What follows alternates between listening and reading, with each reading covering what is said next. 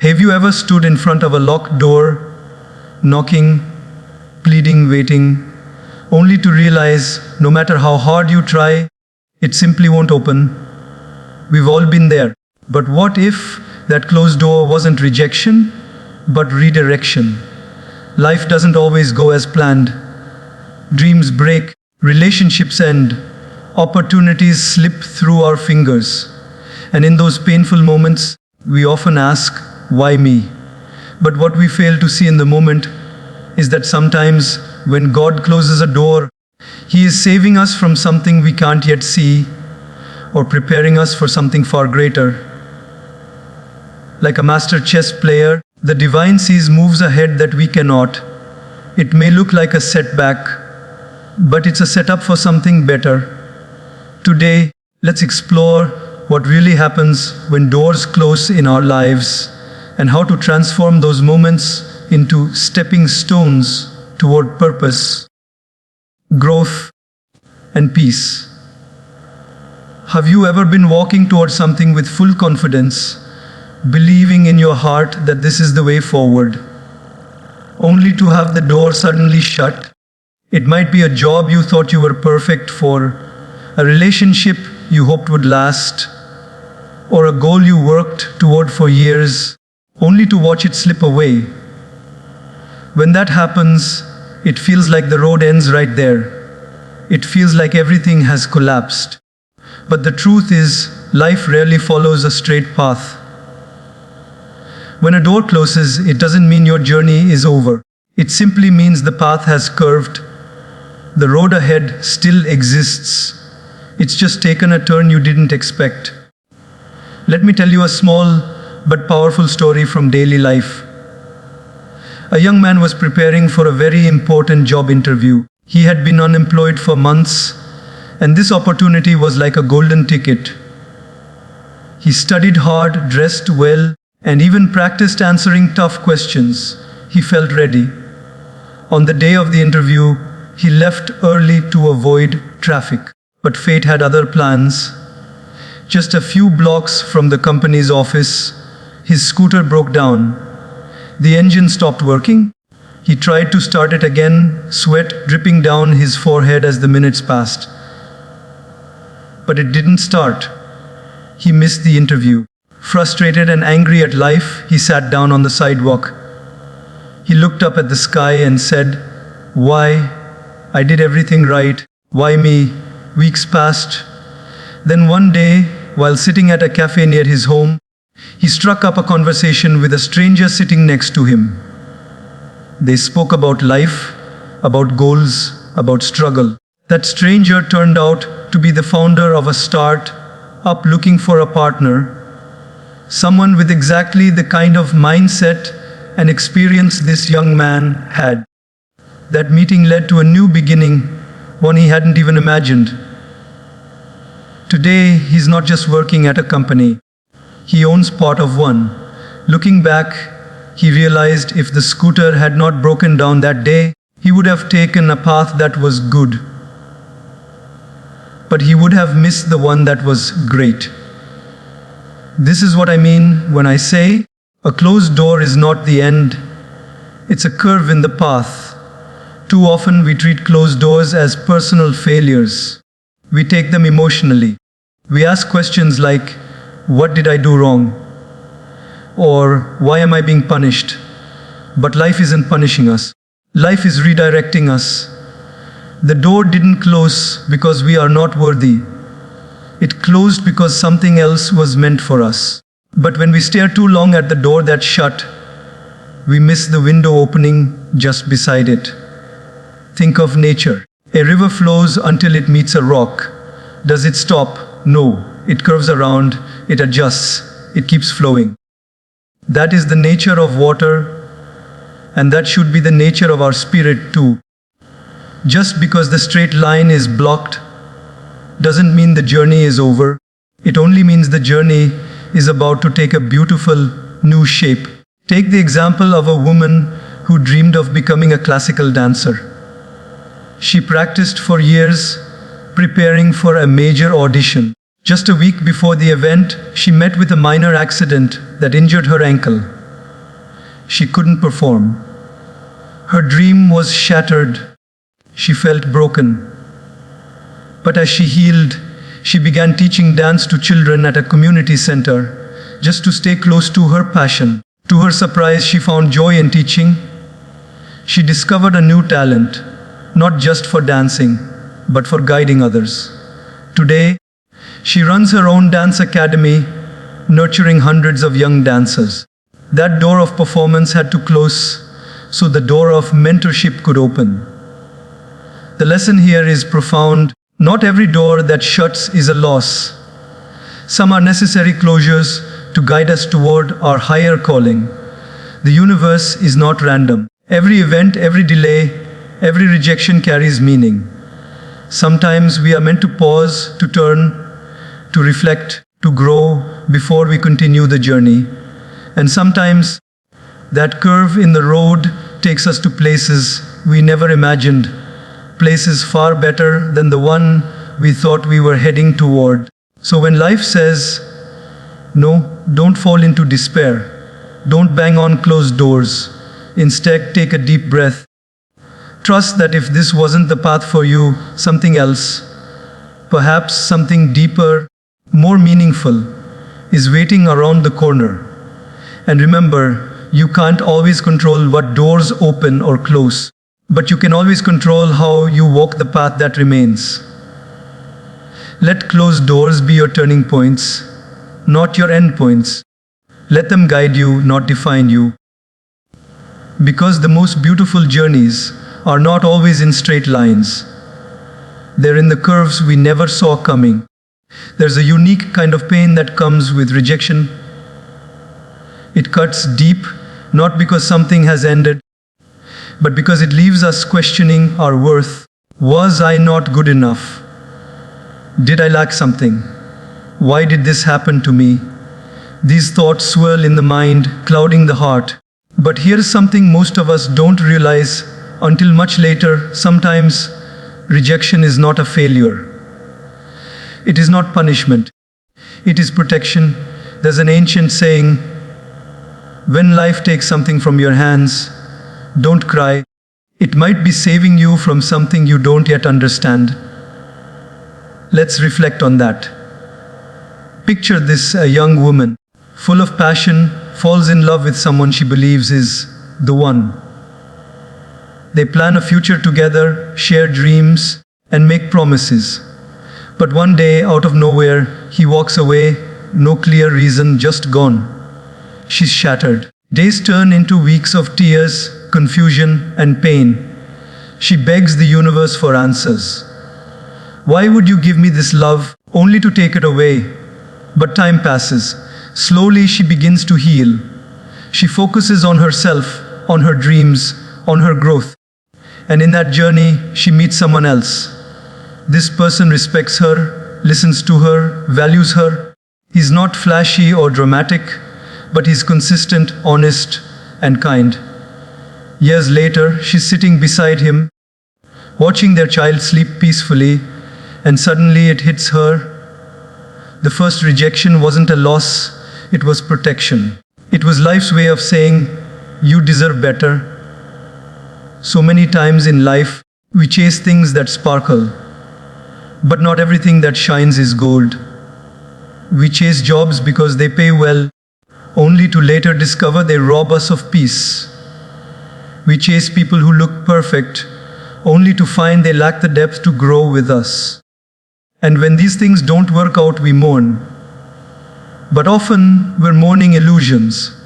The truth is, life sees what we can't. It hears the conversations behind closed doors. It knows the intentions we miss. And it senses the storms ahead that we're too blinded to predict. So when rejection happens, it's not always because we lacked something.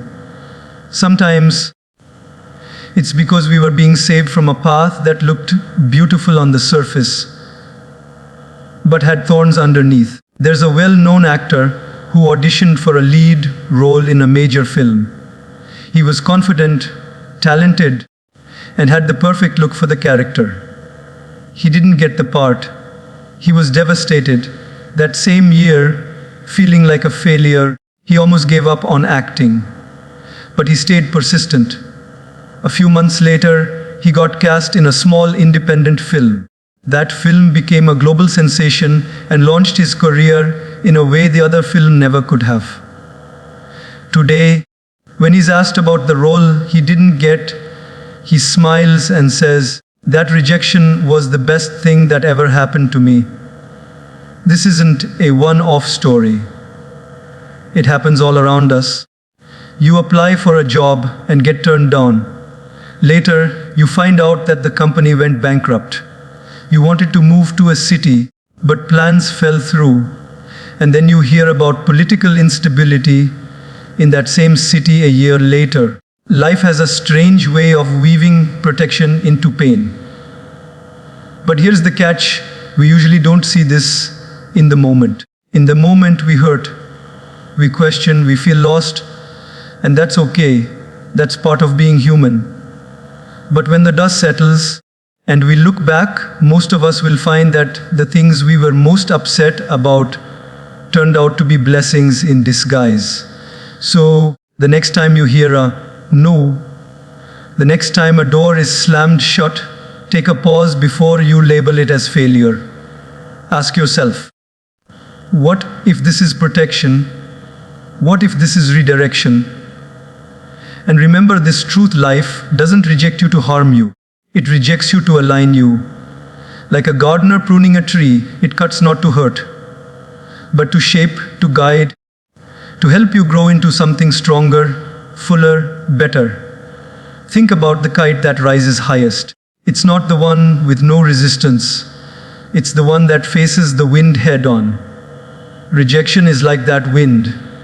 It pushes against you, but if you stay steady, you rise. Let me leave you with a simple thought. The universe is not working against you. It is working for you, even when it feels like the opposite. Rejection, delay, denial, these are not curses. They are the silent hands of the divine, gently pulling you away from harm and quietly pushing you toward where you truly belong. You may not see it now, you may not understand it yet, but one day you'll look back and say, "Thank you for not giving me what I wanted. You gave me what I needed." There is a strange silence that follows when life says no. It's not loud like a storm, not violent like a fall. It's quiet. It's the kind of quiet that settles deep inside the heart, where you begin to question not just your plans, but your beliefs, your purpose, and sometimes even your connection with the divine. Faith is a beautiful word, easy to speak of when the winds are gentle and the skies are clear. But faith is not measured by how we feel when everything is going right. The real measure of faith is how we stand when nothing makes sense, when our prayers seem unanswered, and when we feel like we're walking through darkness with no sign of the light. Imagine a young boy who studies tirelessly, dreams of getting into his dream college, the one he and his parents have spoken about for years. His walls are decorated with its posters. He imagines walking through its gates, building his future there. He gives his entrance exam with full confidence, only to find out later he didn't make it. Not even on the waiting list. In that moment, a part of him breaks. But more than disappointment, it's confusion that hurts the most. Why? He asks. I worked so hard. I gave it everything I had. I even prayed with full faith. The pain doesn't come from laziness or failure. It comes from deep effort and hope being met with rejection. This is where the test begins, not of his intelligence, but of his trust in life. When everything goes our way, we say, "I have faith." But the real question is, can you have faith when life says no? Can you still trust the timing, the plan, the unseen logic of the universe, when the very thing you wanted is taken away? Here's the hard truth. Life's greatest teachers are not found in easy days. They are born from disappointments, delays, and detours. When we are told no, our inner world is shaken. But that shaking removes illusions, attachments, and expectations we didn't even know we were holding on to. Let me share a real world example. A woman in her 30s worked at a company for over 10 years. She gave everything to her job. Late nights, weekends, full loyalty. She imagined retiring from there someday. But during a round of restructuring, her position was eliminated. Just like that, a decade of dedication ended in a 2-minute meeting. She was devastated. No warning, no fault, no explanation, just a cold corporate decision. She had two options: crumble in despair or trust that this no was part of something bigger. After weeks of self-reflection, she decided to pursue a small business idea she had always brushed aside. She began modestly, selling homemade herbal teas online. Slowly, customers began to grow. 3 years later, her brand became a favorite across the city, and she now employs others who, like her, were once laid off. Looking back, she says, the company's no was life's ice in disguise. I thought I had lost everything, but I had only lost what was holding me back from discovering who I really was. This is the silent strength of faith. Not the kind that begs for immediate results, but the kind that whispers, even if I don't understand this now, I trust that someday I will. The kind that allows you to be broken, but not bitter, hurt, but not hopeless. We must understand when the answer is no, it's not always a punishment, it can be a redirection. Sometimes we want a door so badly, we start believing it's the only one. And so when that door shuts, we feel betrayed. But the divine plan doesn't operate on our limited vision. It works on deeper wisdom, guiding us not just toward success, but toward growth, toward alignment with our true path. Like a child crying because their toy is taken away, not knowing the parent removed it because it was sharp, harmful. We too sometimes cry over losses that are actually protecting us, and only later do we understand. The challenge is staying anchored in that period of waiting, that uncomfortable in between, where we don't know why things didn't work, and we can't yet see what's coming next. That space is sacred, because that's where faith is either shaken or strengthened. So when life says no, don't rush to doubt. Don't fall into the trap of self-blame or anger. Instead, pause and say, I may not see it now, but I trust there's a reason. Hold on to that trust not because everything makes sense, but because you believe that eventually it will. The river doesn't stop flowing just because it hits a rock. It finds another way, and so must we. Let your faith be more than just a comfort during easy times. Let it be your courage during the hard ones. Because in the moments when the world says no, your trust becomes your most powerful yes. When we imagine success, progress, or happiness, most of us picture a single, clear doorway, something straight ahead, something we've planned, something we believe is the only way through. We become so fixated on that one door that when it closes, it feels like the whole building has collapsed. But what we forget is this: just because one door is shut doesn't mean the house is empty. Sometimes, the path forward is not through the door we expected, but through a window we never noticed. Life doesn't always come with signboards. Sometimes it offers quiet invitations, subtle nudges, and unexpected turns. But to see them, we must be willing to shift our gaze, because the moment we stop staring at the closed door in frustration is the moment we begin to notice that maybe, just maybe, there's another way. Let's take an everyday example. A young man worked for years in a marketing job. He had climbed the ladder, earned promotions, and gained the approval of his peers. But deep inside, he felt empty. He had always loved photography, but never dared to pursue it seriously. One day, due to a merger, he lost his job. Just like that, the door closed. At first, he panicked. Bills were piling up. Interviews weren't coming through. He spent weeks trying to knock on the same kind of door, marketing jobs, corporate offers, but nothing worked. Then, one afternoon, while helping a friend at a small event, he offered to click a few pictures with his camera. Those pictures went viral online. People started asking about his work. One opportunity led to another, and within 2 years, he became a full-time lifestyle photographer, traveling across the country, doing what made his heart come alive. He once shared, "If I had stayed focused only on finding another office job, I would have missed the chance to discover what I truly love. Losing that job didn't ruin my life, it rescued it." And that is the message: when one door closes, don't just keep knocking. Look around. There may be a window open right behind you. Too often, we are stuck in the idea of how things should happen. We build rigid blueprints for our dreams, how they should look, when they should arrive, who they should come from. But life is not a machine. It's a living, breathing flow of energy. It moves in waves, in whispers, not always in straight lines.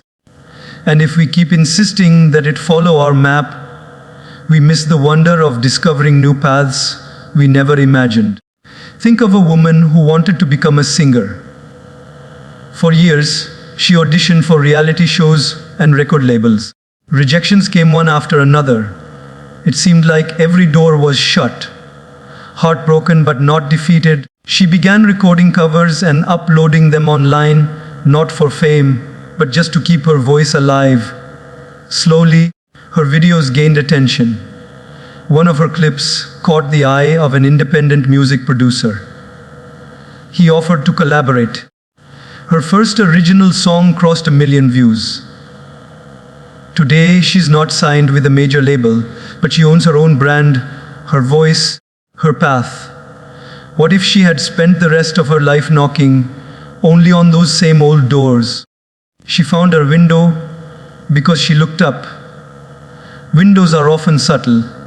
They don't scream for your attention. They require patience, humility, and trust. A door makes itself obvious. It's big, bold, and meant for entering.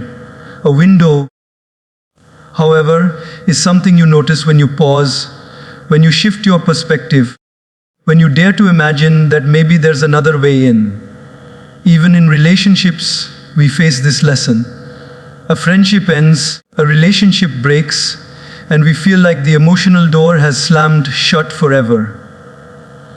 But after the grief settles, we often find new people entering our lives, people who understand us in ways we didn't know we needed, people who bring peace instead of passion, depth instead of drama. And slowly we realize what we thought was the end of love was simply the end of the version that wasn't meant for us. Life is not about clinging to what closes, but about learning to explore what opens. Sometimes the window is a new skill waiting to be learned. Sometimes it's a location change, a chance to move. Sometimes it's simply an invitation to rest, to reflect, to pause and grow before the next chapter. But to notice it, we must loosen our grip on the story we were forcing to happen. The closed door may look like rejection, but the window shows you expansion. It's the universe saying, this way may be blocked, but over here, there's light, air, and space for you to breathe again. So if you're in a phase where a door has just closed, I urge you, don't stay stuck staring at it. Don't define your worth by that single moment. Breathe. Turn your head. Look around. The most surprising, fulfilling, and beautiful chapters of your life might not walk through the front door. They might climb in quietly through the window. In the age of speed, silence feels like punishment. We've been taught to move quickly, decide fast, and constantly chase something: success, validation, progress, perfection. And so, when life asks us to pause, whether through a failure, a delay, or a moment of stillness we didn't choose, it feels frustrating. We feel stuck behind, even abandoned. But here's the truth very few understand until later. The pause is not the end of your story. The pause is part of your growth. And the pause has a purpose. There's a profound intelligence in how life unfolds. Like a master artist, it knows when to add color, when to draw lines, and when to step back from the canvas and let things settle. Those moments of silence in our lives, when everything seems to come to a stop, are not empty. They are sacred. Think of the seed beneath the soil. For weeks, sometimes months, nothing appears above the ground. To the impatient eye, it looks like nothing is happening. But deep within the earth, the seed is awakening. Its roots are forming. It's pushing through layers of resistance. And then one day, without warning, it breaks through the surface, alive, green, and full of potential. Human growth works the same way. Take the story of a young man who dreamed of becoming a filmmaker. After graduating, he moved to a big city filled with passion and ideas. But the industry didn't welcome him as he expected. Months turned into years of small freelance jobs, unpaid gigs, and endless rejection. His friends seemed to move ahead in their lives, stable jobs, families, clear paths. He, however, felt paused, trapped in a loop of waiting. But instead of giving up, he used that time to refine his craft. He studied films like a student of life.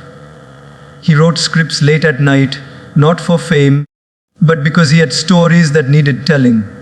He lived simply, but purposefully. Years later, one of those scripts caught the attention of a producer. That film won awards. Today he often says, "That long pause in my life didn't delay my purpose. It prepared me for it." You see, when life pauses you, it's often preparing you. It's polishing your patience, sharpening your vision, and deepening your strength. The delay isn't always a denial. Sometimes it's a design. Yet in that stillness, our minds become restless. We ask, why is nothing moving? What did I do wrong? When will things change? And in asking those questions, we miss the lesson. Because the pause is not meant to break you. It's meant to build you. Let's look at nature again. A tree doesn't grow endlessly throughout the year. There are seasons when it looks barren. Leaves fall, branches stand bare against the sky. But the tree is not dying, it is resting, conserving energy, preparing for the burst of life that spring will bring. And when it returns to bloom, it does so with even more beauty than before. In our lives too, there are winters of the soul. Times when we feel stripped of direction or purpose. But these seasons are not to be feared. They are invitations to turn inward, to sit with ourselves, to ask deeper questions, to let go of what no longer serves us. Think of a woman who wanted to start her own wellness brand. She had everything lined up: suppliers, product ideas, even an investor. Just before launch, a global economic crisis hit. The investor backed out. Her dreams seemed to dissolve overnight. For a while, she did nothing. She couldn't. But during that pause, something changed. She began to meditate, study natural healing, and write about her personal journey online. That writing connected with people. A community began to grow. And when the time was right, her business didn't just sell products. It offered a story, a purpose, a mission. That pause gave her clarity she didn't even know she lacked. This is what happens when we stop fighting the silence and start listening to it. So if you're in a phase of life where everything seems to have slowed down, where doors aren't opening and nothing is moving the way you expected, take heart. The pause is not a punishment, it's a message. Life is asking you to look within, to realign, to trust. Something is forming below the surface. Let the stillness teach you. Let it calm the chaos. Let it be the ground where your future takes root. Because when the moment arrives, and it always does, you will be ready. Not rushed, not desperate, but strong, centered, and clear. You will rise not because you forced the timing, but because you honored it. In the grand orchestra of existence, every pause has a rhythm. And even in silence, life is still playing your song.